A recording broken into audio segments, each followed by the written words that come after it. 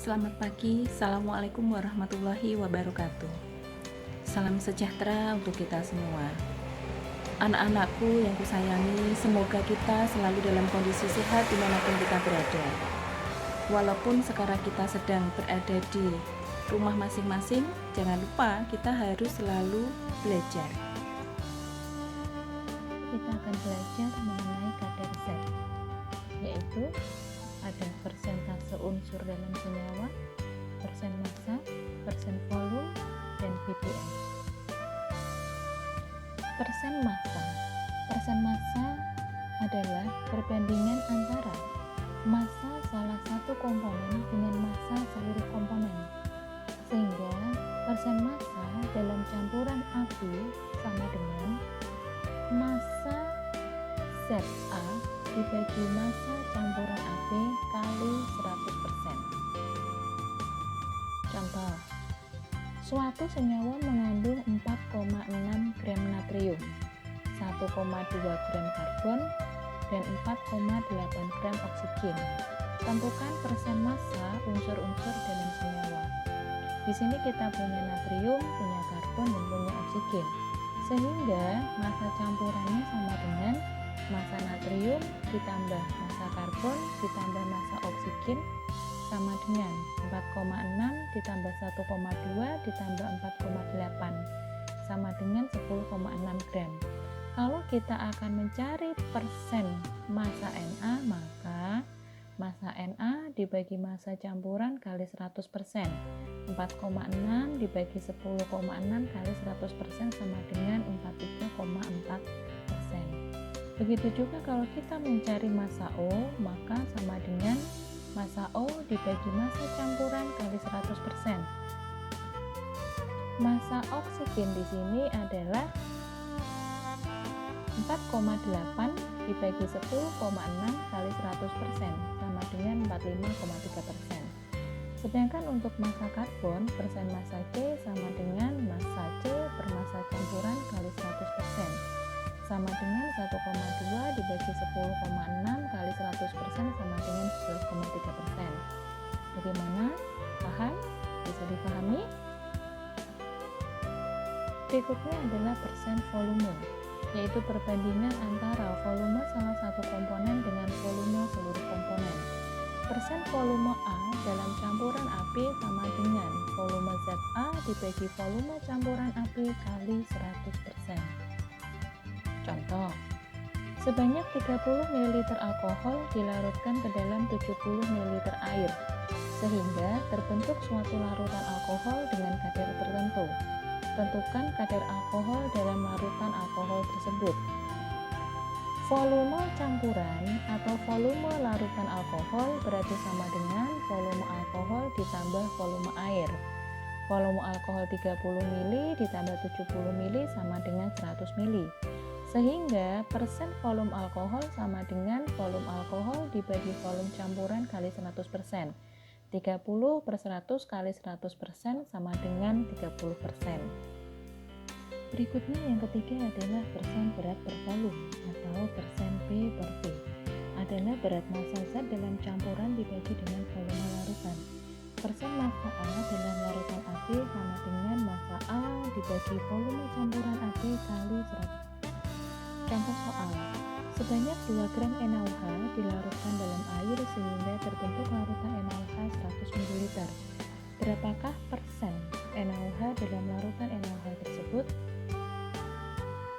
Persen NaOH sama dengan massa NaOH dibagi volume larutan NaOH dikali 100%. Massa NaOH 2 gram dibagi 100 ml kali 100%, maka sama dengan 2%. Yang keempat adalah part per million atau ppm. Bisa juga kita menyebutnya adalah bagian per juta atau ppj. Adalah banyaknya bagian zat yang terdapat dalam setiap 1 juta bagian campuran. ppm kita kenal juga dengan istilahnya miligram per liter. Jadi kalau ada istilah 2 ppm berarti sama dengan 2 miligram zat dalam 1 liter larutan. Contoh, sebanyak 0,5 gram asam oksalat dilarutkan dalam 100 ml. larutan asam oksalat. Berapakah kadar asam oksalat tersebut dalam ppm? Maka ppm oksalat sama dengan miligram oksalat dibagi liter larutan oksalat. 0,5 gram asam oksalat diubah menjadi miligram dikalikan 1000 menjadi 500 miligram dibagi 100 ml diubah menjadi liter 0,1 liter. Hasilnya adalah 5000 ppm. Bagaimana? Ada pertanyaan? Berikutnya adalah menentukan air kristal. Beberapa senyawa yang terbentuk kristal mengandung molekul-molekul air yang terperangkap dalam kisi-kisi kristal. Air yang terperangkap tersebut dinamakan dengan air kristal. Senyawa berkristal disebut juga senyawa hidrat. Contoh, suatu senyawa Na2SO4 X H2O sebanyak 11,6 gram dipanaskan terbentuk Na2SO4 sebanyak 7,1 gram dengan mR Na2SO4 sama dengan 142, mR H2O sama dengan 18. Tentukan jumlah air kristal yang terkandung dalam senyawa tersebut. Tuliskan rumus senyawa berkristal tersebut. Nah, penyelesaian. Diketahui senyawanya tadi adalah Na2SO4 X H2O sebanyak 11,6 gram. Perhatikan, senyawa ini dia masih mengandung X H2O. Ketika senyawa Na2SO4 X H2O ini dipanaskan, maka H2O-nya hilang, dia menguap. Sehingga tersisa Na2SO4 saja sebanyak 7,1 gram.